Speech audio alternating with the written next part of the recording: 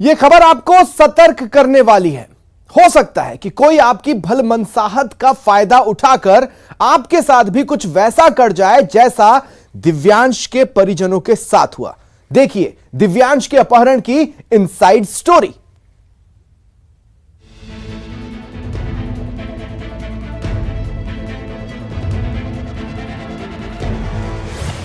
दिव्यांश के अपहरण ने किया सतर्क।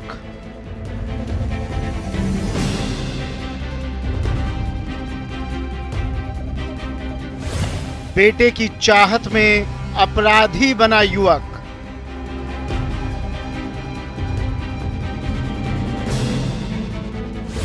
मासूम के अपहरण से खुली सुरक्षा की पोल। एक अपराधी पिछले जब से बच्चा यहाँ एडमिट हुआ है तभी से एक अपराधी लगातार बुजुर्ग दादा दादी जो बच्चे के थे उनके संपर्क में रहा, उनका कॉन्फिडेंस विन किया इसने। 4 महीने का मासूम दिव्यांश प्रदेश के सबसे बड़े अस्पताल यानी एसएमएस के बाहर से लापता हुआ। हालांकि उसे पुलिस ने 3 दिन के अंदर ही ढूंढ निकाला, लेकिन मासूम दिव्यांश का अपहरण न सिर्फ एसएमएस अस्पताल की सुरक्षा व्यवस्था पर सवाल उठा गया बल्कि आम आदमी को भी सतर्क कर गया। दरअसल एक फिल्मी स्क्रिप्ट की तरह बेटे की चाहत में एक युवक ने अपनी प्रेमिका के साथ बच्चे की रेकी की, बच्चे के परिवार के साथ नजदीकी बढ़ाई और मौका पाकर बच्चे को लेकर फरार हो गया। एसएमएस हॉस्पिटल में जब पेशेंट अंदर होता है तो उसके 2, 3, 4 अटेंडेंट बाहर रहते हैं जो दिन भर थकान के बाद वहीं फुटपाथ पे सो जाना, इंदिरा रसोई में खाना खाना। उनमें जो छोटे बच्चा जिसके साथ रहता है वो बच्चे के परिजनों से इसने संपर्क साधने की कोशिश करी, और जो बाहर से आता है उसको ये नहीं पता कि मैं दवाई कहाँ से लूँगा, हॉस्पिटल में डॉक्टर को कहाँ दिखाऊँगा, मैं खाना कहाँ खाऊँगा। ऐसे में मदद करके उनका विश्वास जीतता है और विश्वास जीत के इसने ये घटना करी। मामला 3 अगस्त की शाम का है, जब दौसा के एक परिवार के 4 महीने के छोटे बच्चे को अगवा कर लिया गया। 4 महीने के दिव्यांश का अपहरण एसएमएस अस्पताल परिसर के बाहर से हो गया। मदद का झांसा देकर आरोपी हेमेंद्र बच्चे को ले भागा था। दरअसल अपने दूसरे बच्चे के इलाज के लिए दिव्यांश के परिजन अस्पताल में थे, जहां आरोपी हेमेंद्र ने पहले कहीं और अच्छे इलाज का भरोसा देकर परिवार का भरोसा विश्वास जीता और फिर मौका देखकर दादा को चकमा देकर गोद से उनके पोते को लेकर वो भाग निकला। दरअसल आरोपी हेमेंद्र और उसकी लिव इन पार्टनर को बच्चा चाहिए था। 8 साल से दोनों एक साथ थे और उन्हें एक बच्चे की चाहत थी। हेमेंद्र ने इसके लिए अपराध का रास्ता चुना। उसने अपनी प्रेमिका के साथ मिलकर दौसा के 4 महीने के मासूम दिव्यांश के अपहरण की योजना तैयार की। इसके लिए दोनों ने बच्चे की रेकी की, परिवार से मेलजोल बढ़ाया। दौसा से जयपुर में इलाज करवाने आए परिवार को कई तरह से मदद दी और मौका पाकर बच्चे को लेकर भाग निकला। लेकिन अभी कहानी बाकी है। दरअसल बच्चे के अपहरण के बाद उसने पड़ोसियों के बीच एक कहानी गढ़ी। उसने प्रेमिका को अपनी पत्नी बताया और अगवा बच्चे को अपना बेटा। उसने ये भी कहा कि प्रसव के बाद बाबा के कहने पर उसने पत्नी और बच्चे को पीहर छोड़ दिया था, लेकिन अब उसकी पत्नी बच्चे को लेकर वापस आ गई है। दिव्यांश के अपहरण की गुत्थी ने एसएमएस अस्पताल की सुरक्षा व्यवस्था पर भी सवाल उठाए। दरअसल एसएमएस अस्पताल परिसर में करीब 90 सीसीटीवी कैमरे लगे हुए हैं, लेकिन दिव्यांश के अपहरणकर्ता इन कैमरों में कैद नहीं हो पाए। खुद मामले से जुड़े पुलिस अधिकारी ने माना कि कई कैमरे बंद पड़े थे, जिससे अपराधी को पकड़ने में मुश्किल आई। हालांकि आसपास के सीसीटीवी कैमरे खंगालने से आरोपी की एक तस्वीर दिखी। पुलिस ने दिव्यांश को सकुशल वापस लाने के लिए आम लोगों से अपील की और यही अपील कारगर साबित हुई जब आरोपी के बारे में महेश नगर थाने में एक कॉल आई। सूचना के बाद पुलिस ने मानसरोवर एरिया के पवन विहार कॉलोनी में दबिश देकर आरोपी हेमेंद्र को गिरफ्तार किया और उसके खुलासे के बाद उसकी प्रेमिका को भी गिरफ्त में ले लिया। बहरहाल मासूम दिव्यांश 72 घंटे के अंदर ही अपनी मां की गोद में लौट आया। लेकिन दिव्यांश का अपहरण आम लोगों को सतर्क भी करता है कि अजनबियों पर किसी भी कीमत पर भरोसा ना करें। खासकर सार्वजनिक जगहों पर लोगों को ज़्यादा चौकस रहने की जरूरत है, क्योंकि यहाँ पर आपके बच्चों को ज़्यादा खतरा है। हालांकि सुरक्षा का दावा करने वाले संस्थानों को भी इस घटना से कुछ सीख लेने की जरूरत है। अगर 90 सीसीटीवी कैमरे के बाद भी अपराधी का सुराग नहीं मिला तो ऐसी सुरक्षा व्यवस्था किस काम की है? Bureau report, news 18 Rajasthan, Jaipur. अवैध खनन का मुद्दा गहलोत सरकार के लिए गले की फांस बनता जा रहा है। अवैध खनन पर सरकार के हालिया दावे को लेकर बड़े सवाल उठे हैं। सैटेलाइट तस्वीर में उन इलाकों में खनन साफ दिख रहा है जहां सरकार ने खनन रोकने का दावा किया था।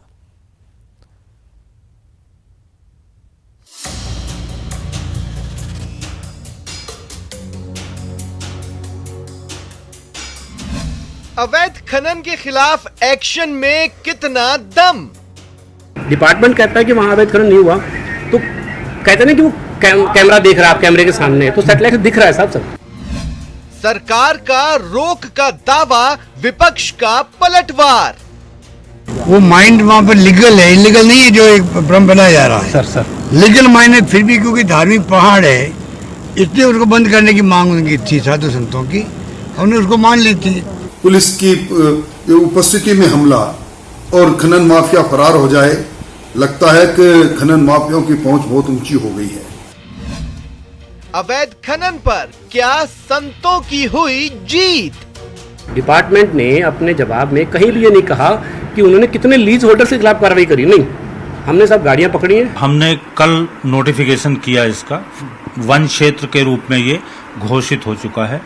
भरतपुर स्थित आस्था के पर्वत में अवैध खनन का विरोध करते हुए जब संत विजयदास ने आत्मदाह किया तो सरकार हरकत में आई। संतों की मांग को ध्यान में रखते हुए आदि बद्री और कनकांचल पर्वत वाले इलाके को संरक्षित करने का निर्णय लिया गया। इसके पहले सरकार ने अवैध खनन पर ताबड़तोड़ कार्रवाई के आंकड़े पेश किए, लेकिन बीजेपी सांसद चंद दिनों पहले अवैध तरीके से खनन कर ले जा रहे 100 के करीब ट्रकों का मामला उठाकर सरकार पर गंभीर आरोप लगा चुकी है। आम आदमी, गरीब तबके के लोगों के घर ब्लास्ट हो रही, वो नहीं हो और सभी पूरी जनता को राहत मिले, और इस कार्रवाई को 7 दिन के अंदर ही हमें रिपोर्ट चाहिए और इसको पूरी तरीके से बंद करनी। जुलाई के अंतिम सप्ताह में आदि बद्री और कनकांचल पर्वत की अवैध खुदाई के खिलाफ आत्मदाह वाले आंदोलन के बाद सरकार ने लगातार कई एक्शन के दावे किए। इसमें सबसे अहम है आदि बद्री और कनकांचल पर्वत वाले एरिया को संरक्षित करने का निर्णय। वन विभाग ने इससे संबंधित नोटिफिकेशन बुधवार को जारी कर दिया। वन विभाग की ओर से जारी अधिसूचना के मुताबिक आदि बद्री और कनकांचल पर्वत इलाके में खनन की लीज को खत्म कर दिया गया है। अब इस इलाके को संरक्षित करने के साथ समृद्ध किया जाएगा। इलाके में खनन निर्माण प्रतिबंधित कर दिया गया है। आपको बता दें कि संत विजयदास ने ऐसी ही मांग को लेकर अपना जीवन बलिदान किया था। तो क्या माना जाए कि गहलोत सरकार ने संत आंदोलन की सबसे बड़ी मांग मान ली है? सरकार का दावा तो अवैध खनन पर जोरदार एक्शन का भी है।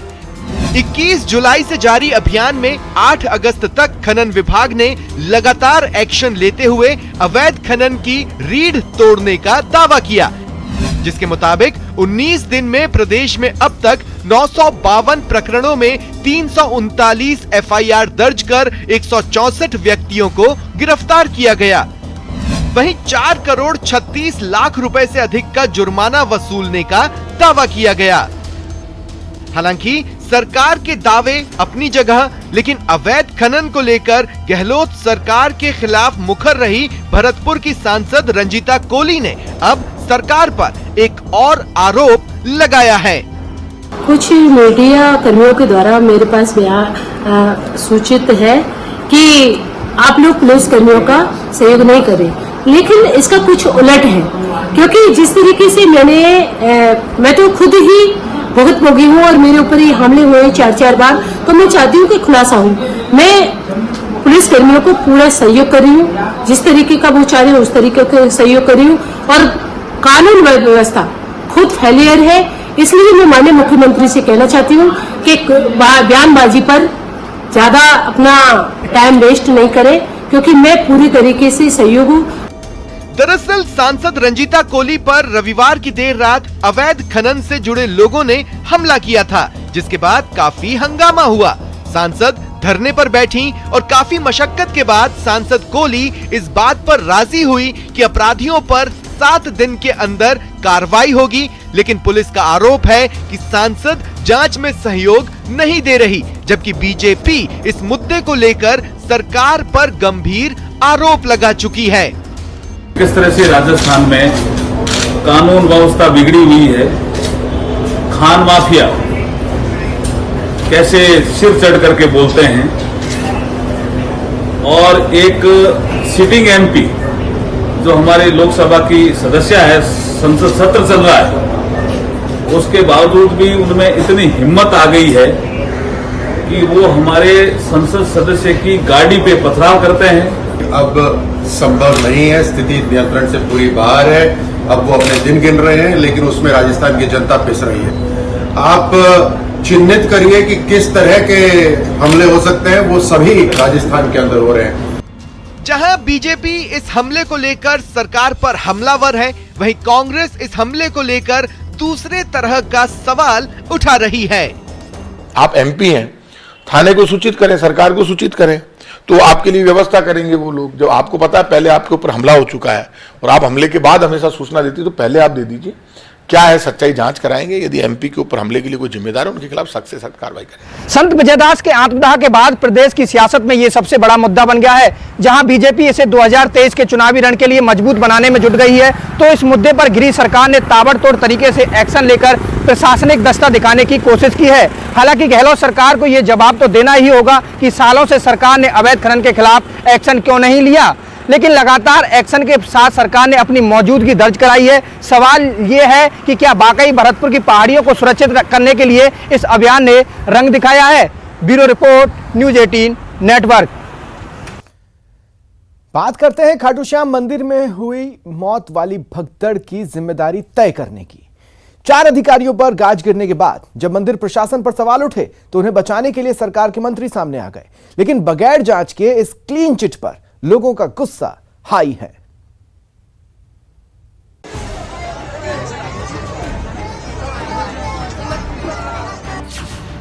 मौत वाली भगदड़ पर सियासत हाई।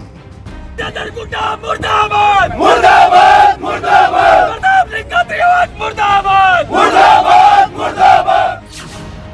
अपनों की नाराजगी से घिरी सरकार। खाटू श्याम जी की बहुत ही दुखद घटना है और बड़ा दुख हुआ वो सुन करके। आपने देखा होगा कि थोड़े दिन पहले ही जब खाटू श्याम जी का मेला लगा, तो उसमें कितने लाख लोग आए थे, लेकिन कोई किसी तरीके की कैजुअलिटी नहीं हुई थी। मंदिर कमेटी से पूछताछ पर सवाल क्यों? अगर मंदिर कमेटी को क्लीन चिट नहीं करना, जब अधिकारियों को भी आपने सस्पेंड किया आपकी सरकार ने, तो मंदिर कमेटी को क्लीन चिट, जांच चल रही है, तो जांच अधिकारी है वो क्लीन चिट देगा, उसके बाद में हम भी स्वीकार करेंगे। सीकर के खाटू श्याम मंदिर में सावन के अंतिम सोमवार को हुए हादसे में 3 भक्तों की मौत हो गई। मामले में विपक्ष तो सवाल कर ही रहा है, लेकिन अब अपनों के सवाल से भी सरकार का सामना हो रहा है। दरअसल अधिकारियों पर गाज गिरने के बाद बारी थी मंदिर कमेटी के सदस्यों की भूमिका के तलाश की, लेकिन जब मंदिर कमेटी के 5 पदाधिकारियों से पूछताछ शुरू हुई, तो उन्हें बचाने में सरकार से जुड़े कई लोग सामने आए। लेकिन अब इस विरोध को लेकर कांग्रेस में ही सवाल उठाए जा रहे हैं। दरअसल मंदिर कमेटी के लोगों को क्लीन चिट देने वाले गहलोत सरकार के 2 मंत्रियों के खिलाफ कांग्रेस विधायक ने ही मोर्चा खोल दिया है। हादसे के बाद से ही कांग्रेस विधायक वीरेंद्र सिंह मंदिर प्रशासन के खिलाफ मोर्चा खोले बैठे हैं, लेकिन देवस्थानम विभाग की मंत्री भी अपनी बाकी सहयोगियों की तरह मंदिर प्रशासन को बचाती नजर आई।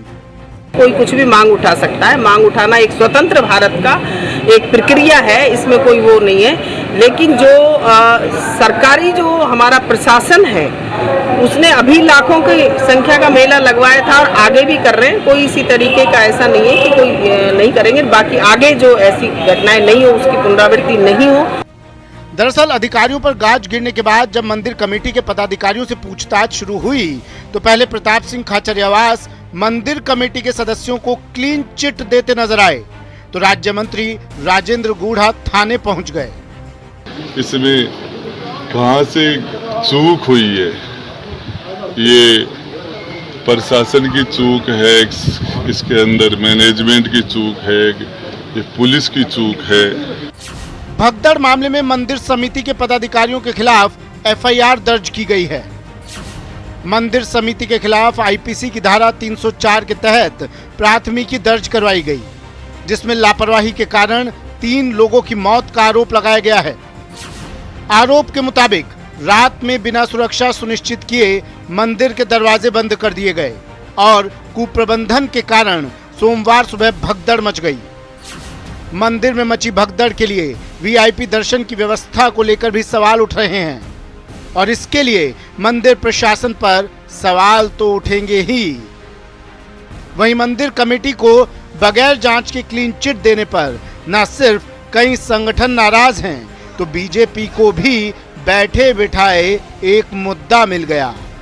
आज कमी खामी नजर आ रही है, उस कमी खामी को पुलिस ने पहले नजरअंदाज क्यों किया, सवाल ये भी खड़ा रहता है।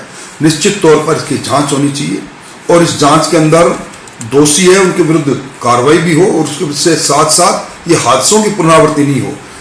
दरअसल खाटू श्याम का मासिक मेला चल रहा था।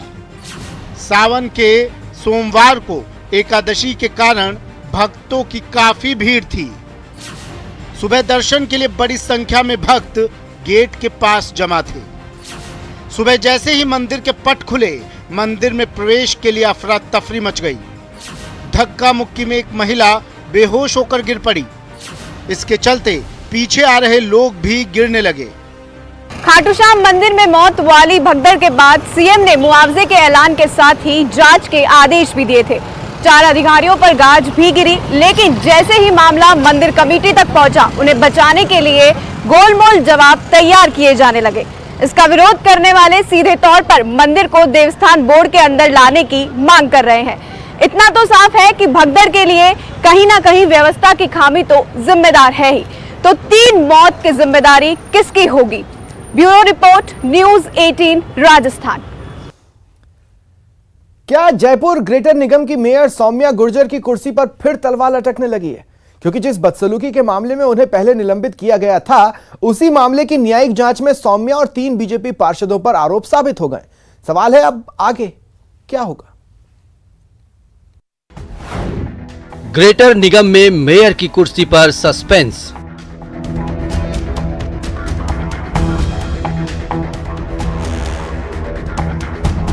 जयपुर नगर निगम ग्रेटर की मेयर कुर्सी पर दूसरी बार बैठी सौम्या गुर्जर की कुर्सी के लिए एक बार फिर खतरे के बादल मंडराने लगे हैं। न्यायिक जांच में आरोप सिद्ध होने पर अब गेंद राज्य सरकार के पाले में है। सरकार के निर्णय के बाद ही सौम्या गुर्जर का भविष्य तय होगा। राजस्थान नगर पालिका अधिनियम की धारा 39 के मुताबिक सरकार को मेयर को हटाने का अधिकार प्राप्त है, लेकिन सौम्या के लिए कानूनी रास्ते अभी भी खुले हैं। सौम्या को बीजेपी का भी साथ है। दरअसल नगर निगम ग्रेटर के तत्कालीन आयुक्त यज्ञमित्र सिंह देव ने जून 2021 में बीजेपी के 3 पार्षदों पर नगर निगम की बैठक के दौरान मारपीट और अभद्र भाषा का प्रयोग करने को लेकर रिपोर्ट दर्ज कराई थी।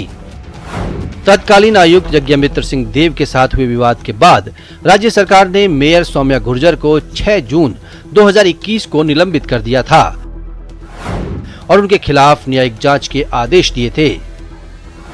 सौम्या के निलंबन मामले में हाईकोर्ट ने न्यायिक जांच 6 महीने में पूरी करने का निर्देश दिया था। न्यायिक जांच में नगर पालिका अधिनियम की धारा 39(1)D सहित अन्य प्रावधानों के तहत सौम्या और बीजेपी के 3 पार्षदों को दोषी पाया गया। इसमें अभियोजन और बचाव पक्ष के 88 गवाहों के बयान दर्ज हुए। जांच में सभी आरोपों को सही पाया गया। जांच रिपोर्ट बंद लिफाफे में स्वायत्त शासन विभाग को भेज दी गई, जिस पर राज्य सरकार को निर्णय लेना है। लेकिन सौम्या के साथ निलंबित पार्षदों के मुताबिक उन्हें जांच रिपोर्ट की कॉपी अभी तक नहीं मिली है। हमारी जांच चल रही थी, हम वहां जाके हमने देखा तो हमारे को पता लगा कि हमारी प्रतावलियां अंदर अब टाइप हो रही हैं, अब वहां काम हो रहा है। ये इस प्रकार की गोपनीय जांच होती है जो कि अनाउंस डीएलबी करती है। इस गोपनीयता को इन्होंने खंडित करके ये बाहर कैसे आ गया काम और वहाँ पर अभी भी लोग ये कह रहे हैं कि साहब ये प्रतावलियाँ कल 3 दिन की छुट्टी है, 16, 17, 18 तारीख तक जाएंगी। पूरी तरह से राज्य सरकार हमारे बोर्ड को गिराने की मंशा से, हमारे को अपदस्थ करने की मंशा से बिल्कुल वायस होकर काम हो रहा है, जिसके लिए हम चाहते हैं कि निष्पक्ष जांच हो। हमको न कोई जांच में सही मौका दिया गया, हमारी तरफ मतलब जितना राज्य सरकार का जो डंडा चल रहा है वो एक तरफा चल रहा है और हमारे को न्याय नहीं मिल रहा है। न्याय के लिए हम परेशान हैं। सौम्या गुर्जर को मेयर पद से निलंबित करने के आदेश पर इस साल 1 फरवरी में सुप्रीम कोर्ट ने स्टे दिया था। सुप्रीम कोर्ट के स्टे के बाद सौम्या गुर्जर वापस मेयर की कुर्सी पर बैठी थीं। निलंबन के दौरान 7 जून 2021 से 1 फरवरी 2022 तक कार्यवाहक के तौर पर भाजपा की शील धावाई को मेयर की कुर्सी पर बैठाया गया था। दूसरी ओर सरकार की तरफ से जयपुर मेयर सौम्या गुर्जर को दोषी मानने के मामले में मंत्री प्रताप सिंह खाचरियावास ने साफ कहा है कि न्यायिक जांच में उन्हें दोषी माना गया है, ऐसे में उन्हें खुद ही फैसला लेना चाहिए। देखिए, न्यायिक जांच की रिपोर्ट आ गई और मैंने भी टीवी पे देखी कि भाई उसमें दोषी माना गया। अब दोषी मानने के बाद तो आप जानते हैं खुद को फैसला लेना चाहिए और सरकार का जो फैसला होगा वो जल्दी सामने आ जाएगा। 28 जून 2021 को डबल बेंच हाई कोर्ट ने सौम्या गुर्जर की याचिका को खारिज कर दिया, जिसके बाद उन्होंने सुप्रीम कोर्ट का दरवाजा खटखटाया। 2 फरवरी 2022 को सुप्रीम कोर्ट ने अंतरिम आदेश में जांच में देरी को वजह मानते हुए सौम्या गुर्जर को कैप्ट इन एम्बियंस के तहत वापस बहाल कर दिया था। जांच पूरी होने के बाद सील पैक लिफाफे में एलएसजी सेक्रेटरी को भेजी गई। एलएसजी सेक्रेटरी अंतिम आदेश राज्य सरकार को भेजेंगे। इस पर राज्य सरकार अंतिम फैसला लेगी। मेयर पद से निलंबन के खिलाफ सौम्या गुर्जर को सुप्रीम कोर्ट से राहत मिली थी और वो न्यायिक प्रक्रिया पूरी होने तक के लिए मेयर पद पर नियुक्त हुई थी। सुप्रीम कोर्ट ने अपने अंतरिम आदेश में कहा था कि न्यायिक जांच की रिपोर्ट आने के बाद वो कोर्ट में पेश की जाए और उसके आधार पर ही अंतिम फैसला होगा। ऐसे में अगर राज्य सरकार सौम्या के खिलाफ फैसला ले भी लेती है, इसके बावजूद सौम्या के पास न्यायालय में गुहार लगाने का विकल्प मौजूद है। कैमरा पर्सन यासीन खान के साथ राकेश शर्मा, न्यूज 18 राजस्थान, जयपुर। क्या ईआरसीपी पर जल क्रांति कर किरोड़ी लाल मीणा ने कांग्रेस के सबसे बड़े हथियार को अपना बना लिया है?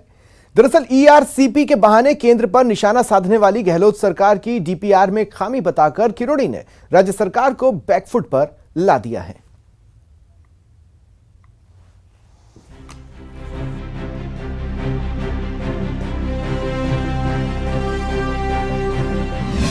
ईआरसीपी जल क्रांति से कितनी बदली तस्वीर?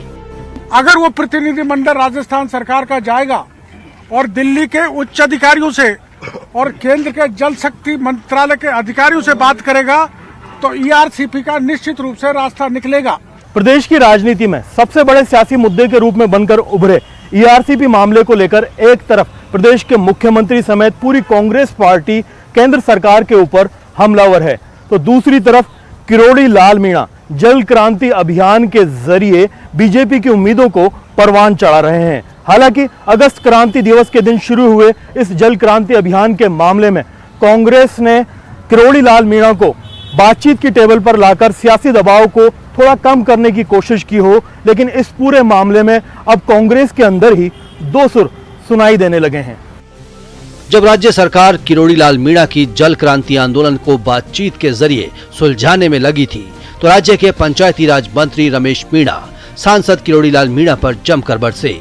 उन्होंने अपनी ही सरकार से पूछा कि आखिर ऐसी क्या मजबूरी है कि किरोड़ी लाल मीणा को गिरफ्तार नहीं किया जा रहा।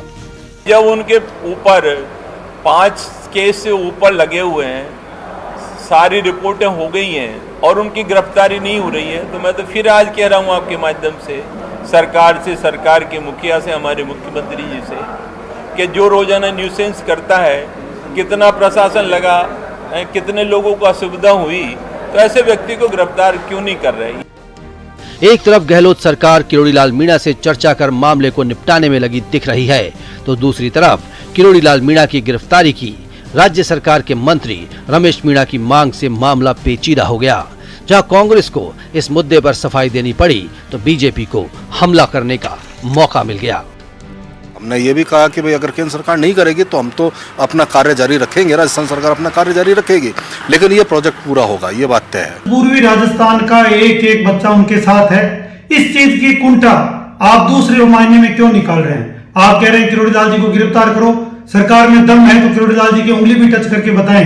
पूर्वी राजस्थान सहित राजस्थान के चप्पे चप्पे से नौजवान युवा सहित पूरा राजस्थान किरोड़ी लाल जी के साथ खड़ा है।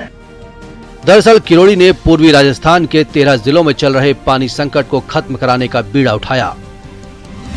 उन्होंने ईआरसीपी की डीपीआर संशोधित कर केंद्र सरकार को भेजने की मांग गहलोत सरकार से की।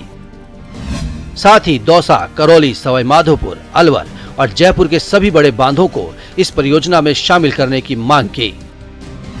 किरोड़ी के मुताबिक ईआरसीपी को लेकर जो डीपीआर केंद्र को भेजी गई थी उसमें 50% जल निर्भरता का प्रोजेक्ट बनाया गया था, जबकि राष्ट्रीय परियोजना घोषित करवाने के लिए 75% जल निर्भरता करना जरूरी है। साथ ही चंबल नदी के पानी के उपयोग के लिए मध्य प्रदेश की सहमति को लेकर बात करने की मांग की गई। हालांकि गहलोत सरकार ने तेजी दिखाते हुए मध्य प्रदेश सरकार के साथ चंबल नदी के पानी के बंटवारे को लेकर बातचीत की पहल की, तो दूसरी ओर किरोड़ी के साथ बातचीत करने की भी पहल की। प्रभारी मंत्री विश्वेंद्र सिंह ने जल क्रांति दिवस के दिन किरोड़ी समेत बीजेपी के प्रतिनिधि मंडल से बातचीत की। इस बातचीत में किरोड़ी मीणा के साथ ही उप नेता प्रतिपक्ष राजेंद्र राठौड़ और बीजेपी नेता अरुण चतुर्वेदी मौजूद रहे, जिसमें ईआरसीपी पर सर्वदलीय कमेटी बनाने पर सहमति बनी। वहीं कांग्रेस का दावा है कि बातचीत के साथ ही राज्य सरकार अपने संसाधनों के साथ ईआरसीपी पर काम कर रही है। तो बीजेपी को आगे बढ़कर मदद करनी चाहिए। 25 एमपी जीत कर गए बीजेपी के, तो ईआरसीपी के मुद्दे पर बीजेपी के 25 एमपी कहाँ हैं, यहाँ के मंत्री कहाँ हैं? कोई मदद करने को तैयार नहीं। बीजेपी फेल होगी, बीजेपी के पास भीड़ नहीं है, जनता का समर्थन नहीं। डॉक्टर किरोड़ी लाल मीणा अपने दम पर इतनी बड़ी भीड़ जुटाकर लाते हैं, बीजेपी कहाँ है? पूर्वी राजस्थान के 13 जिलों के लिए जीवन रेखा मानी जा रही ईआरसीपी परियोजना को अगर देखा जाए तो इसमें सियासत की गुंजाइश दोनों ही सियासी पार्टियों के लिए मौजूद है। राजस्थान के लिहाज से अगर बात की जाए तो कांग्रेस पार्टी इस बात को लेकर के हमलावर है कि जो प्रधानमंत्री ने ऐलान किया इस बड़ी योजना को, उसके बावजूद भी राजस्थान को उसका हक नहीं मिल रहा है। दूसरी तरफ भाजपा इस पूरे मामले में देरी के लिए मुख्यमंत्री अशोक गहलोत को जिम्मेदार मानती है। इन हालात के अंदर अगर देखा जाए, जो जल क्रांति अभियान किरोड़ी लाल मीणा ने शुरू किया है उसमें जो भीड़ उमड़ी है वो कांग्रेस के लिए एक बड़ी चेतावनी है, तो भाजपा के लिए एक उम्मीद की किरण की तरह इसे देखा जा रहा है। अब अगर देखा जाए तो 13 जिलों की करोड़ों की आबादी को इंतजार है कि इन तमाम हालात के अंदर असल जो ईआरसीपी है वो कब परवान चढ़ेगी। इससे पेयजल संकट के साथ ही सिंचाई की समस्या को भी दूर किया जा सकेगा। कैमरा पर्सन मान सिंह के साथ में अरबाज अहमद, न्यूज़ 18 के लिए जयपुर से। तो देखा आपने, खबर में दम है। फिलहाल इतना ही, नमस्कार।